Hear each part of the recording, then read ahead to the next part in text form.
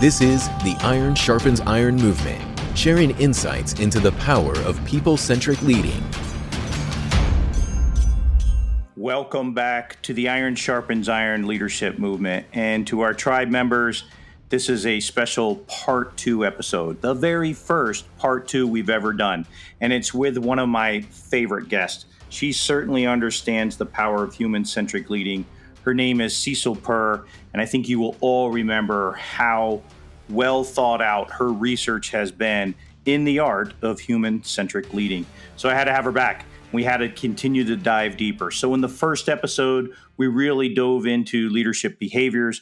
We kind of found out what are the 5 most important things to think about. And it was backed by research from Stanford University that she was a part of on the research project. So today, we're going to do 8 distinct set of mindsets that are required to be successful as a leader in the 21st century. So strap on in, gang. This is a special episode that I think we're all going to gain value at. Here, tribe members, is my conversation with Sesil Pir. Iron Sharpens Iron movement is brought to you by N2 Growth, a leader in executive search, leadership development, and talent management. We find and develop the world's best leaders. Learn more about our practice by visiting us at n2growth.com or click on the link in the show notes of this podcast. Sesil, welcome back to the second part of our podcast with you on the Iron Sharpens Iron movement. You know, it was really fascinating. It's one of my favorite episodes so far, to be honest, that we talked about these 5 common leadership behaviors that you discovered with your Stanford study. And it's really something that all, modern leaders in organizations should really embrace. And so thank you for spending that time with that first hour. But because of the demand of everybody listening to that episode, we had to bring you back a second time. So welcome. Honored. Thank you so much for having me, Jim. Thank you. Well, it's great to have you. And we're going to dive a little bit deeper into the second part of what you discovered, because it's one thing to say, hey, here's some 5 common leadership behaviors. We can define those. We can help shape the environment. But then when you dig deeper, it's about the human being themselves. You can say, hey, these are the behaviors that we kind of almost organizationally need to see and be a part of the team. But when it boils down to the human, we kind of get into the mindset, right? What are some of these things that have a new set of mindsets that emerge to be able to be successful in supporting those leadership behaviors? So you've discovered 8 of those, and I thought it would be a really nice part 2 of the episode to kind of go down through those 8 things. Do you want to kind of talk us through, though, kind of from a bigger perspective on how you came up with these 8 and why you think it was important to highlight the fact of, yes, you've got identified behaviors, but these are the mindsets also that need to be included in that? Oh, that's a great question. Thank you for starting there. I actually really wanted to be able to talk to this, and I wasn't sure if you would ask about it. So Perfect. One of the things that I have learned over the years is that um, a lot of psychology has been built on negative premise. So we study things that don't work well, whether that's for an individual or an organization. And what that has done to us, culturally speaking, is that we have certain understandings that are incomplete a little bit. Let me try to explain what I mean. When I go inside organizations, a lot of people talk about values and a lot of people talk about behaviors, and they understand these concepts are related to a making of a culture. Okay, so there's some connection there. You have to have values, you have to live your values. So there are certain behaviors that come to life and that creates a culture. There's general understanding of that. When it comes to how a behavior develops, for example, there are theories out there because we hear things from popular culture and we read things inside magazines and articles and try to make sense, but we don't have a good understanding of what leads to what and what's exactly happening. So One example that I often share with leaders, and it creates really good conversation, is how a behavior actually comes about. So, for example, one of the misconceptions is that our thoughts create our behaviors. There's absolutely a relation there, but our thoughts don't immediately lead to behaviors. I wish it was that easy because if you Sure. think about it, right, like we all understand the importance of exercising, or we understand the health effects that are associated to smoking, but you still, overeat or under exercise or you smoke. You know what I mean? Like understanding Yes. something is not enough to prompt a behavior change. So I share with them a visual where it sort of shows how a behavior really starts forming at a physical level. So, for example, let me just try to make this tangible for people.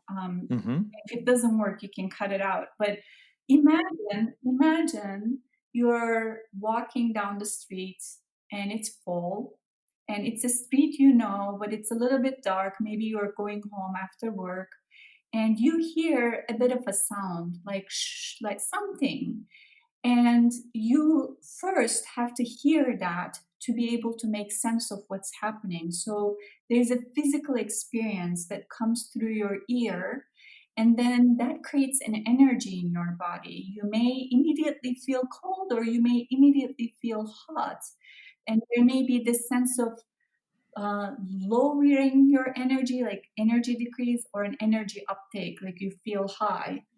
And that will already do so. That's a signal that's going into your brain, but that will already start triggering something, and you'll either start feeling a bit scared or a bit excited, and then that will turn into an emotion depending on your previous experiences and understanding of the circumstances. So Yeah. it will sort of start what we call a pre-emotion process. And then your thoughts will come into play and you'll start running scenarios in your mind. It's fall, maybe it's leaves falling, or maybe it's cars rolling, or maybe somebody is following me. And Right. depending on where you land that thought, an emotion then will definitely form. So that pre-emotion will turn into an emotion, and you will either feel truly scared or excited or curious. You may just turn back and look. So that process will eventually lead to an action which becomes your behavior. So you may pick up your speed, you may, as I said, turn around and look, or you may just I don't know, you may do something, you may panic. So that behavior development pattern is really important, because a lot of the times what we assume is if we take a number of leaders or employees into a group setting and if we share knowledge with them, they can take that knowledge and then they can try to work with it to change behavior. Well, unfortunately, that doesn't work. That's why we don't see the kind of behavior changes we want to see as a result of our learning and development practices. Correct.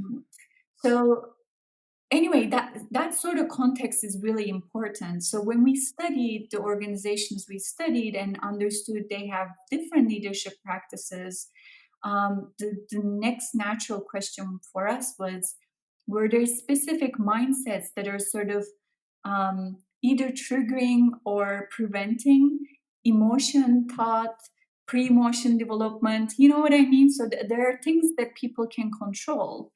Um, and we discovered indeed there are, because the mindset again plays quite a bit of role in the way our pre-emotions, and then later on, once we run through the thought processes, our emotion formation. So they're sort of in the middle. It makes a lot more sense if I could show this in a visual. I'm so sorry.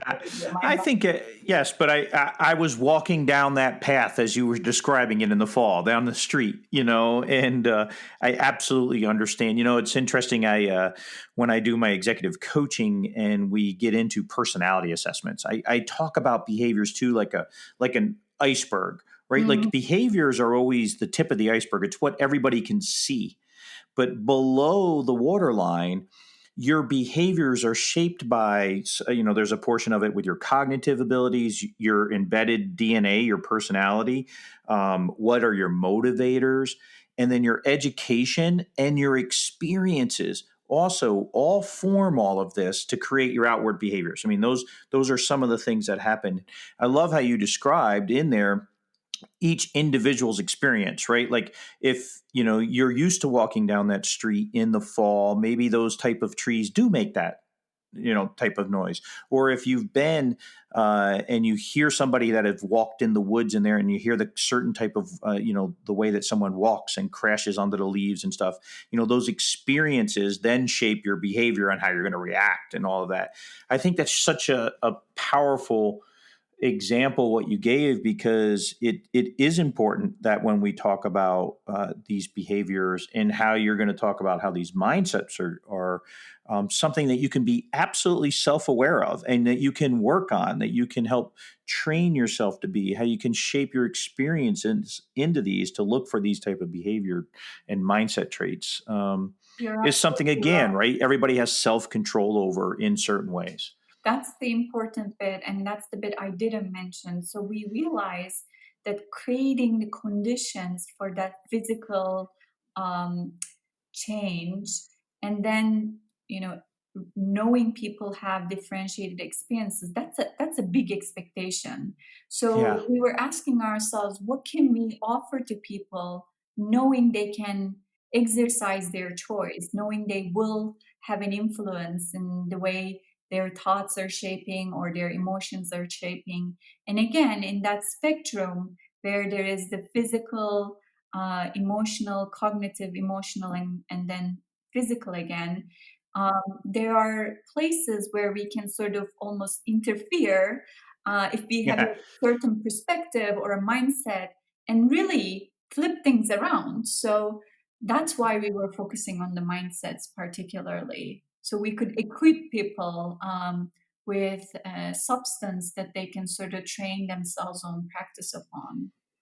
And I think it's so important too that anybody that's out there listening now, or whenever we go out there to coach or to teach or any of those kind of things in any organization, is that this doesn't require a PhD. This, what Mhm. we're about to talk about, it doesn't require you to go to Harvard to learn how to do this. These are things that you can just do. And I think it's important for executives or teams when they're like, how can we make the difference? Because our peers or our competitors, let's say, our competitors go to the same schools. They hire the same pool of people, all of that. So when we're compared, us versus them, we're almost the same type of human. So what makes the difference?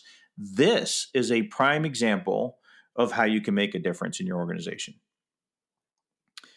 So let's talk about some of these mindsets. Caring. Talk to me about truly. Is that just too warm and fuzzy? Is that a political correct thing to say caring, or is there such a thing as true care? Yeah, caring is a difficult one.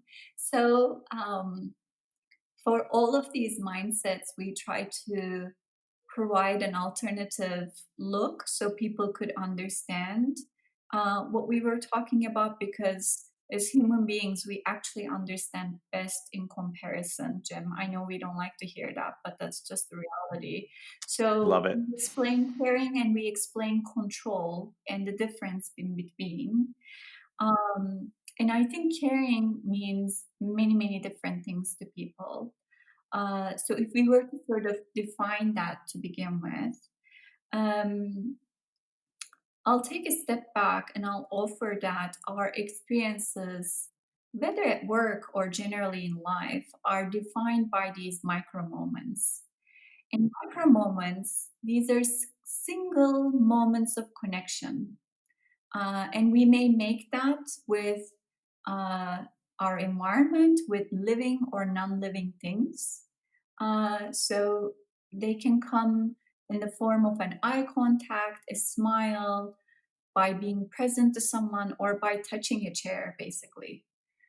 Um, and in studying these high performing organizations, we found one emotion that's common in these micro moments, and that was caring. That's why we focused on caring and Interesting. offered control as sort of a comparison point. But caring scientifically means um, this is a degree of affection, Jim. So it's a degree of affection and what researchers would refer to as unconditional, compassionate love people feel and express towards one another. So that's the definition. And there are obviously great benefits to carrying a caring mindset inside a work environment. But some things that I can refer to in presence of a caring mindset, we record employees experience lower absenteeism, definitely less burnout. That's a big one. Greater teamwork, and generally speaking, higher job satisfaction. And this actually has been discovered before us. There are companies that actually have caring in their values listed today, like PepsiCo is one of them, Whole Foods, Container Store, Zappos. They explicitly include caring in their leadership values or principles because they understand the value of it. And so they would be the kind of companies that say if you're an executive and getting into an elevator with a bunch of people, you should really not be busy or looking busy on your phone, but actually making eye contact with people. And in fact, maybe asking them how their day is going. It's I simple as that. I love that. That sense of true appreciation. I love. I used to when I would teach leadership courses. I love. There's an African greeting called "Sono Bono," and Mhm. it means "I see you," I right? heard that from Susan David once. Yes, I Yes. know. And what a great greeting, right? Instead of saying hello or how you doing or any of those kind of Western things, like it is I see you. And it's that instant sense of appreciation that you're in the moment. You appreciate the person that you're talking to, and you're verbalizing the fact that I am taking the time to slow down, look Mhm. at you in the eyes and see you and appreciate you. And what a beautiful greeting. And I think leaders today should take that to heart. And just for your example in the elevator, they should see those people in the elevator. They're not characters, they're not actors around them. Those are human beings, and they need to feel that level of appreciation, that caring, that sense of caring. That's awesome. How do you view the mindset of I call it being a victor instead of being a victim. Mm. I think you classify it as abundance over scarcity. How does that mindset play into having that type of a feeling, that winning feeling? Yeah. You know, this is not our own fault. I just want to say majority of us are trained, not that we're looking for fault, but majority of us are trained to focus on scarcity as the default mode. Our systems are built on this, Jim. Another conversation, but a scarcity mindset would be focusing on what's lacking and all the time. So in this mindset, people would perceive everything to be limited in their environment. That could be money, that could be time, that could be love, that could be friends, you name it. But when we are in this mindset, we record people either consciously or unconsciously, they become concerned about what can go wrong all the time. This puts them at defense and actually shrinks their capabilities and capacities big time. And so these are the kind of mindsets where you may write an email to someone asking a question, and instead of getting an answer or a thoughtful inquiry, you may get a defensive reaction. Yeah, you So bet. that's the kind of thing that you would see. And leaders who allow this sort of mindset into their culture actually pay a high price because when resources are perceived as limited, whether that's compensation, opportunity, recognition, etc., but then group wise, we start growing paranoia and fear, and then politics start to thrive. And we know what happens when there are politics at play. People become very quickly nervous, and Yes, nothing good comes out of it. nothing will, no, not at all. Right. And then teamwork and innovation suffers. That's the opposite of what we want inside an organization. And then alternative here is an abundance focus. Again, this is not something we're trained on unless I guess you grow up with, parents who have this sort of outlook in life, or you put yourself through some awareness training. But abundance would be a wealth of something.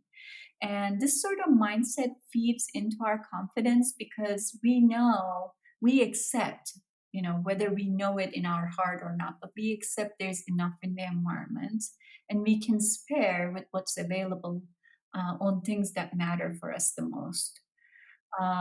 So this is a complete different outlook, right? This is saying I have enough. I have enough time. I will get to it when I can. I have enough love. I have enough friends. You may not have 100 friends, but maybe you have two quality friends, and that's all you need. Yeah.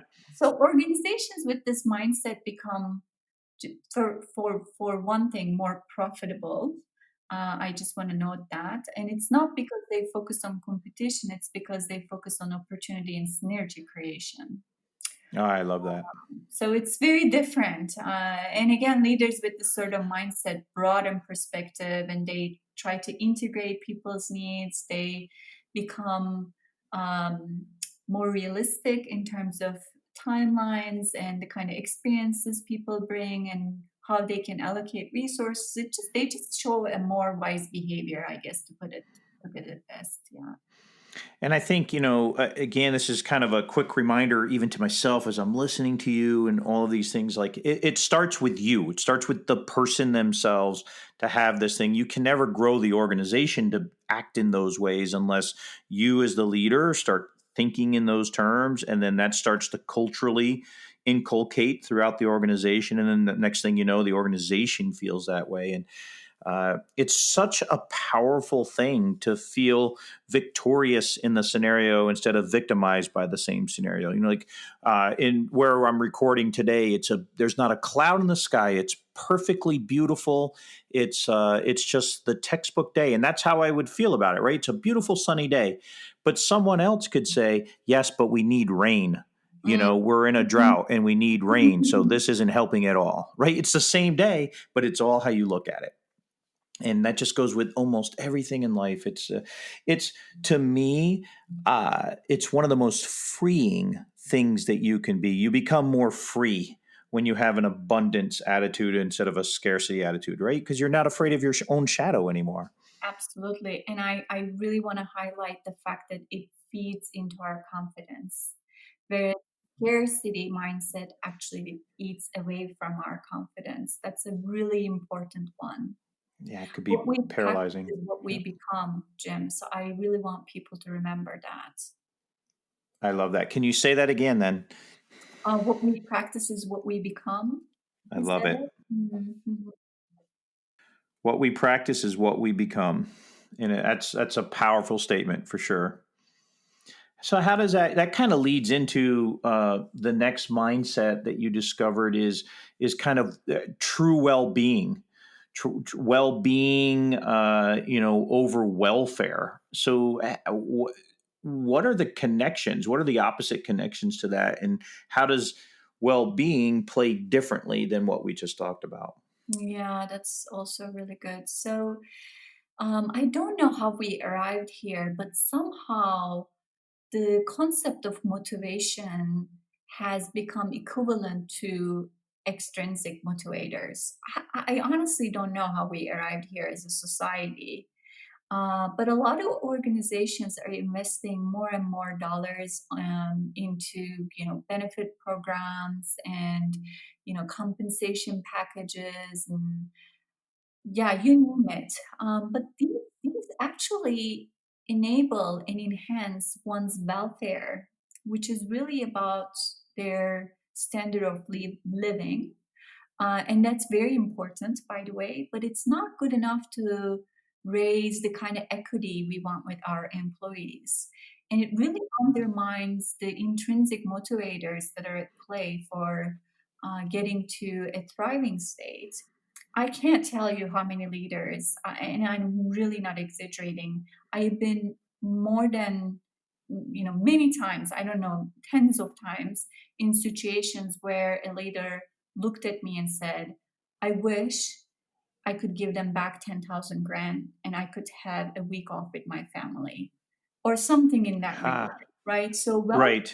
well-being is really about one's holistic resourcefulness. That's the bit. And well-being mindset considers all aspects of a humanly experience, not just cognitive, not just emotional, not just physical, not just spiritual, it's everything. And so to take into consideration one's attitudes, behaviors, emotional capacity, physical capacity, everything. And so it pays equal attention to then things like work design, the environment, the kind of connections, the motivators, the development that ignites internal motivation in addition to considering external motivators. I love that. And it doesn't have to just be wealth either, right? Like you kind of look at like the Google scenario now where, 10, 15 years ago, everybody was just so, fascinated with the fact that if you worked for Google, you could have a sleeping pod and you could play ping pong and, you don't even have to come to work. No one will question you. But then you fast forward that now, and that isn't necessarily what everybody was after either, right? You can't Mhm. just say it's all fun and games and therefore everybody will appreciate well being. It's your personal well being, how much it is, but it's not throwing money. That's absolutely been disproven that just throwing money at somebody makes them happy at a certain point. And even just all the fun and games, it's the right mixture, I guess. Correct? It's the proper things that Indeed. produce. So carrying a well-being mindset can really help prevent health problems for sure. Um, but because it's a more holistic approach, but it can also contribute to formation of positive work environments because when we acknowledge all aspects required for one's state of thriving, we actually become relationally more attentive towards everyone's unique needs. That's why Ha. creating a well-being mindset would often trigger better inclusion and a perception, of course, but a feeling of equity among people. So that's a little bit different, and I think Google is a perfect example.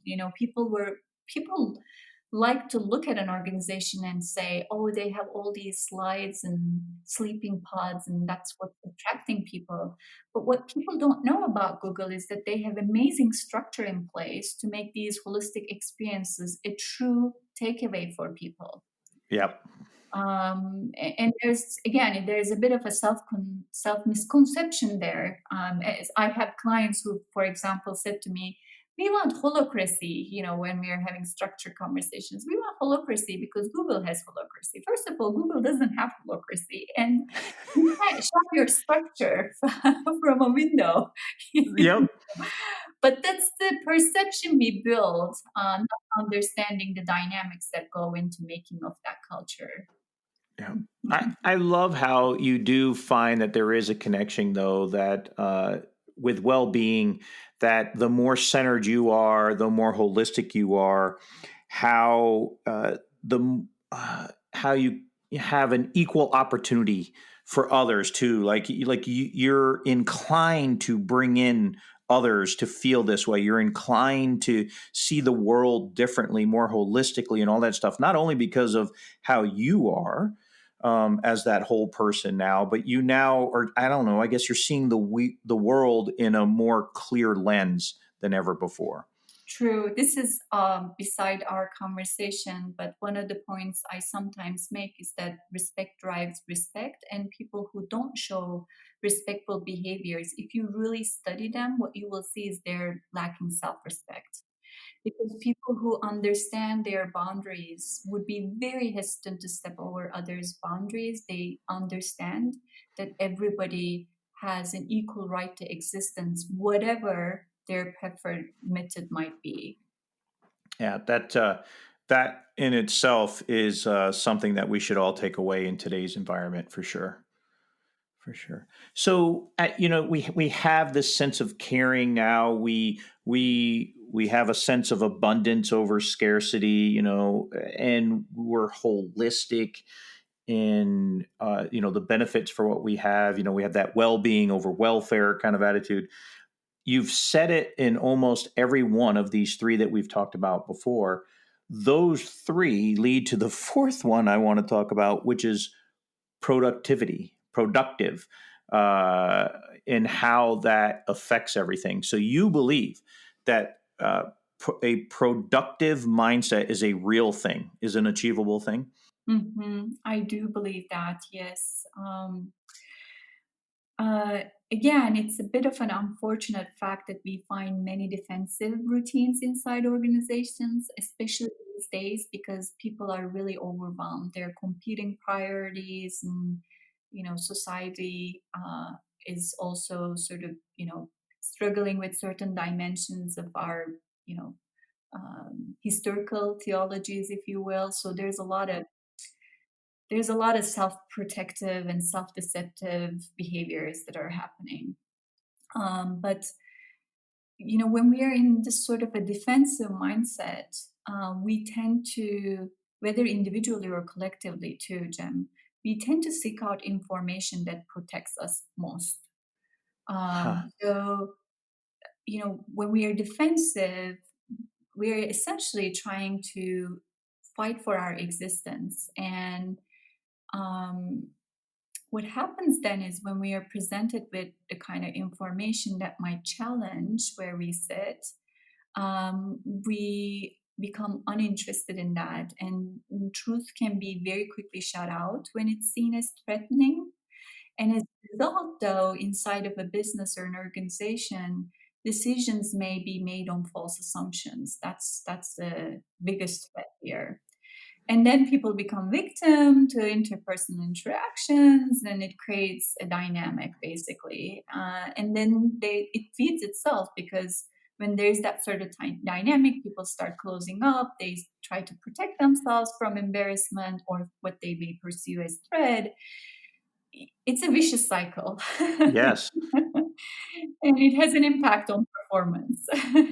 Which I think every single listener here has seen time and time again. Unfortunately, it's a very common thing that happens. It's very common, especially in dysfunctional organizations, for sure. But that mindset, then, if you're aware of it and you have this productive mindset and behavior over a defensive structure, then the opposite, when you were saying, you're defensive and you're kind of inward, you're self-defensive, all of those kind of things, what is interconnectiveness? How does that then play on, if you are aware that you're being over defensive and you overcome that type of mindset and you have that productive mindset, you also then lose your self-orientation. Is that correct? Yeah, so productive mindset definitely creates opportunities for reasoning. So you stand on a natural base, basically.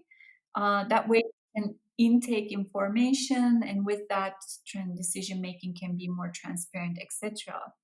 And people who sort of sit there also, as you mentioned, tend to carry or grow a mindset that's more interconnected, because they start realizing they themselves is one, but then there are others, and they start sort of taking interest in, how can we grow together? So it sort of evolves in that direction.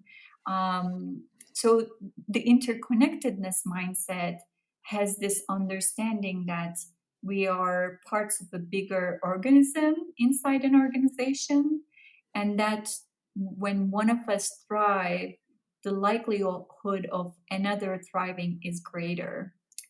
And so you sort of stop the kind of behaviors or outlooks that become sort of self-defensive in a lot of ways.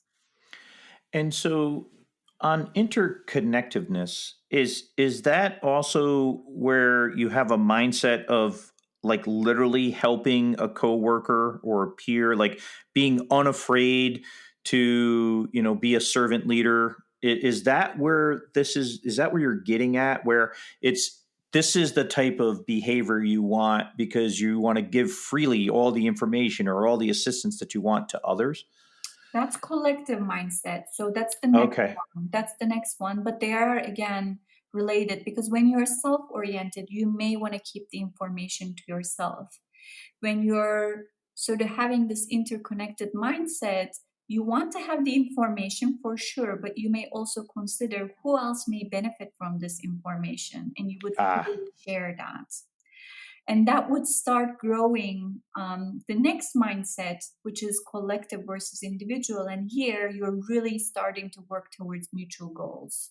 So you start equally caring about your group goals. You want to be successful, but you also want your team to win.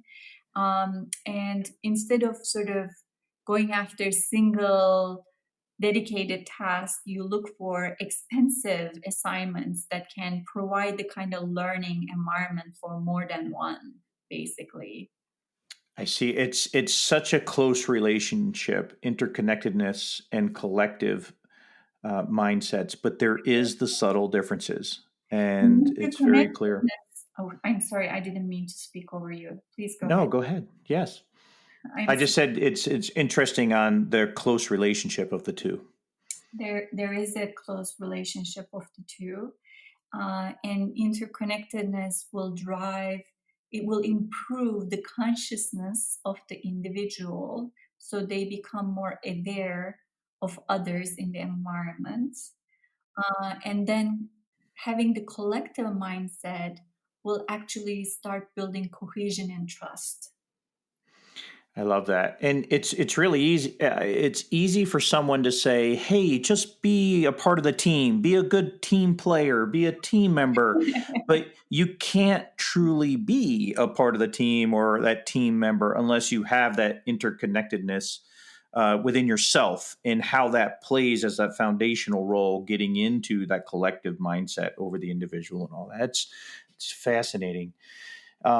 Your next one is almost classic Mhm. in growth mindset over fixed mindset. They're one of my favorite sayings that I always, either you're green and growing or you're ripe and rotting.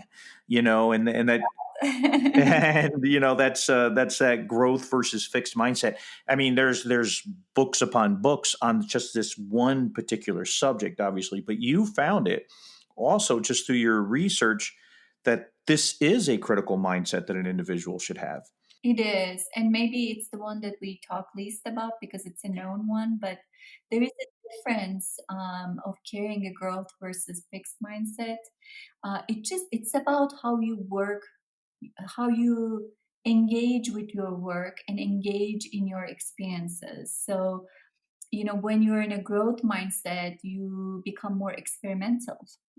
You try different things. Even if you know how one thing is done, you may look for some more creative ways, and you allow yourself to make mistakes. So it's okay to have a failure because failure is there to teach you. And so you stay in this sort of discovery mode. Whereas when you have a fixed mindset, you may do something well, but you don't offer yourself the opportunity to expand and discover and learn new things. So it's just a different way of working. Yeah, this natural sense of curiosity um, is almost a core competency that should be required in today's modern leader, no matter where you are in the organization. But you should have this inherent sense of curiosity because if you do, then you know that you're always out there and you're exploring. In your words, you're exploring and you're understanding different things and. That just drives you to your brain is always growing too, right? It's proven now in neuroscience that you can always learn. You can Mhm, always learn. mhm. So if I'm curious and I like those kind of things, and I've just decided, well, I know what I know, and I'm just going to be good at that. What these are two very similar words, but I guess are a mile apart from each other when it comes to practice and action. Because you talk about how you contrast these different words. Very easy to say caring versus control. Well-being over welfare. Those are abundance versus scarcity. Mhm. This one, I think we got to really put our listening ears on and say and hear from you, what is the true contrast between practice and action? It's a great question, and we debated for days whether we call it reflect over action or practice over action. So there's been some debate there. Um, but imagine just how many times you approached the end of a meeting, Jim, and someone in the room picked up on time and basically said, "So, what are the next steps here?" Ha. Uh, I hate to say this, I hate to break the news, but the truth is we are obsessed with action taking in the workplace. We really are. And That's a good we point. have to acknowledge there's short and long term objectives a lot of us are working towards. So there are things that need to get done. I don't mean to undermine that in any way, shape, or form. But for us to enable sustainable growth, both for individuals and for our organization, we need to keep perspective. And perspective requires a bit of a reflective state.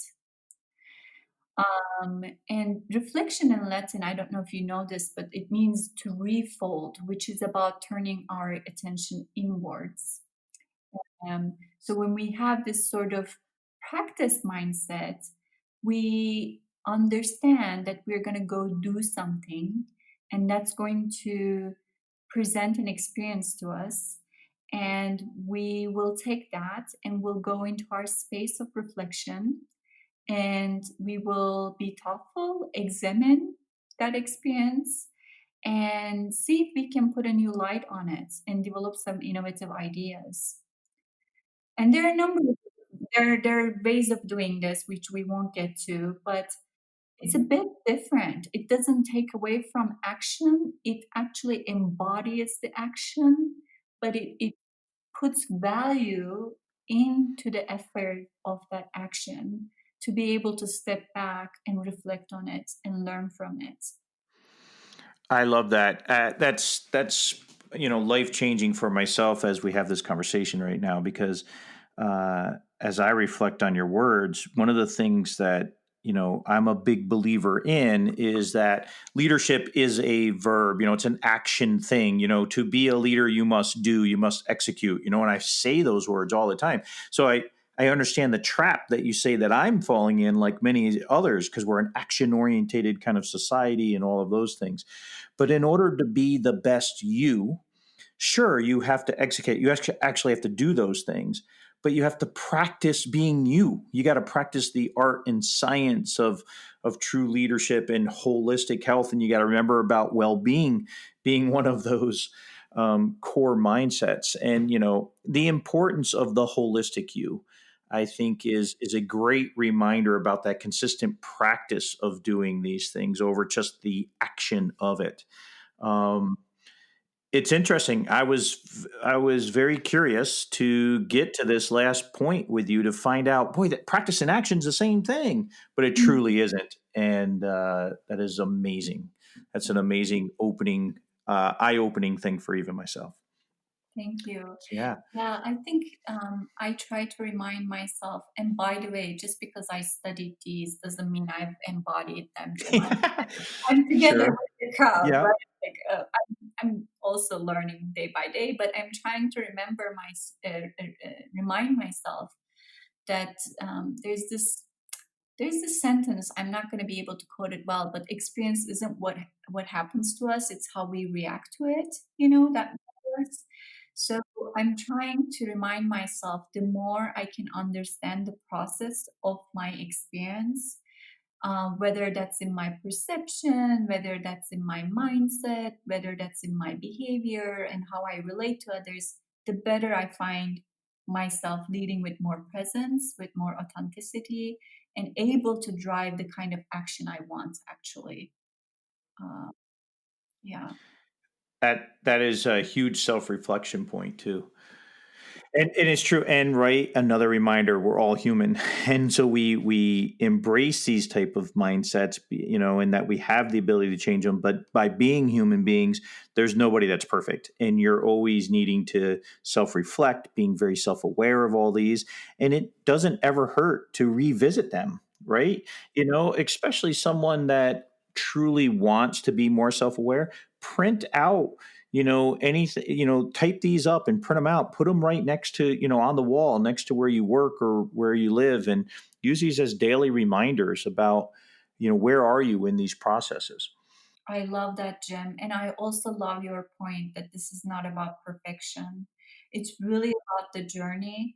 I want to underline the fact that all of these mindsets are important. Fixed mindset is equally important at times, as is reflexive mindset, but it's about understanding the spectrum and being mindful of where we play, because you may find that you're going to benefit more from an untraditional mindset, something that's new to you. And so it's good to have that sort of reminder for sure. Well, Cecil, this has been an amazing journey through understanding behaviors and mindsets and really providing clarity to understanding it, backed by study, by scientific study and research. Just, I think all of us have grown by just listening to your words for sure. So I'd love, as we finish this episode, for to give you kind of the closing comments. It doesn't necessarily have to be related to behaviors and mindsets, but just something you'd like to leave our audience with. Yeah, it's thank you for giving me the opportunity to be here, first of all. And I do want to invite listeners to LinkedIn Learning, where we have a short course on these mindsets now, Jim. So if that's Awesome. interesting for people, it's just 35 minutes. We intended for it to be lunch learning. So yeah, that would be one thing. And the last thing I would like to say is the key for our formation as leaders, and I really truly consider all of us humans, despite our rank, tenure, title, etc. The key remains in our intent to choose um, how we show up, how we become inside of an organization, inside of an environment, even in your family. And it's about being mindful of how we relate to others and how we choose to do our work. But the key remains in our intent. I I think love it. that's the last thing I would want to say. Mm. Beautiful. And Cecil, I will include that LinkedIn Learning in the show note links. So everybody that's listening, all you got to do is just scroll down and click on the link, and they're going to take you right there. And we're going to become even better by listening to you through the LinkedIn Learning series also. So thank you again for a wonderful episode. And our tribe has grown because of you. So thank you.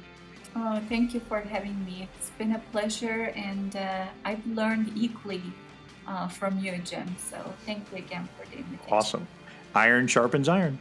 So thanks again. Thanks for joining our leadership movement this week, tribe members. This was a special episode, and I think you will agree that we got a lot out of it. Cecil, thanks again for taking the time to spend on this special episode, diving deep into those mindsets that are truly going to make us successful. So don't forget, our show notes are posted on the website with the takeaways and the suggested action plans. And make sure you subscribe and tell a friend so we can continue to build the tribe. Until next time, remember that iron sharpens iron. Make yourself and others around you better every single day.